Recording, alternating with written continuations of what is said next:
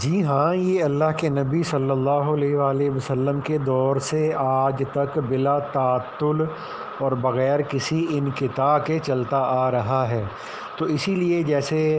جب طلبہ حدیث پڑھتے ہیں تو ان کی حدیث کی سند اللہ کے نبی صلی اللہ علیہ وآلہ وسلم تک پہنچتی ہے بغیر کسی تعطل اور انقطاع کے۔ اسی طرح سے یہ جو ہمارے روحانی سلاسل ہیں تصوف کے، ان کے اندر بھی جو ہماری جو تزکیے کی اور سلسلے کی سند ہے، یہ بھی اللہ کے نبی صلی اللہ علیہ وآلہ وسلم تک اللہ کے فضل سے بغیر تعطل اور بغیر انقطاع کے پہنچتی ہے۔ اور امت کے اندر آج ان 14 صدیوں میں آپ کہہ لیں کہ کوئی بھی ایک سال یا کوئی بھی ایک دن ایسا نہیں گزرا اس امت کے اندر کہ جس وقت میں یا جس سال میں جس صدی میں یہ جو ہمارے جو تزکیے کی محنت سے منسلک جو صوفیہ اور مشائخ تھے یہ دنیا میں نہ ہوں۔ تو یہ پوری 14 صدیوں میں ہر وقت اللہ کے فضل سے یہ پوری دنیا کے اندر موجود رہے ہیں،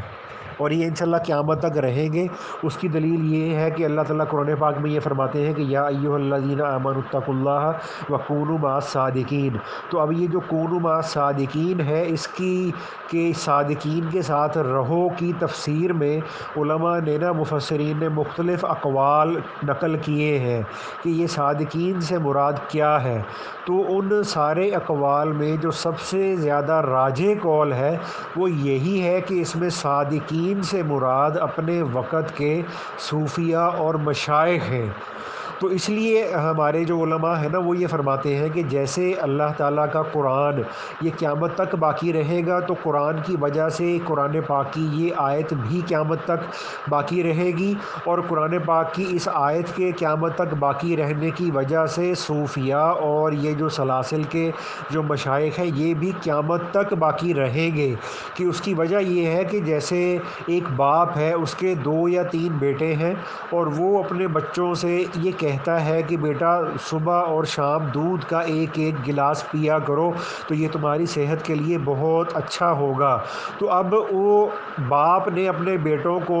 صبح شام دودھ پینے کا تو کہہ دیا، دودھ پینے کا حکم تو دے دیا، دودھ پینے کی جو اس کو فائدے تو بتا دیے، لیکن وہ باپ کتنا ناانصاف اور ظالم ہوگا کہ بچوں کو دودھ پینے کا کہہ کر ان کے لیے دودھ کا انتظام نہ کرے۔ ٹھیک ہے نا؟ تو اسی طرح سے ہمارے جو معتدل جو محقق علماء حضرات ہیں کہ جو وہ علماء جو ظاہر اور باطن دونوں علوم کے جامع ہیں،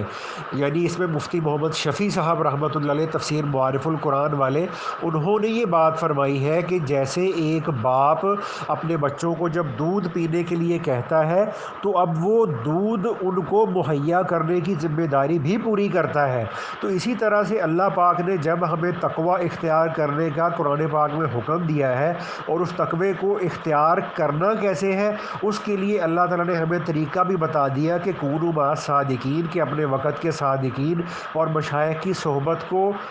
حاصل کرو، ان کے پاس رہو۔ تو اب اللہ پاک ہمیں یہ حکم تو دے دیں کہ تقوی اختیار کرو اور صوفیاء کی صحبت میں رہو، لیکن اب ہم یہ کہنا شروع کر دیں کہ جی اب تو صوفیاء دنیا میں نہیں رہے، اب تو وہ اللہ والے دنیا کے اندر نہیں رہے۔ تو یہ جو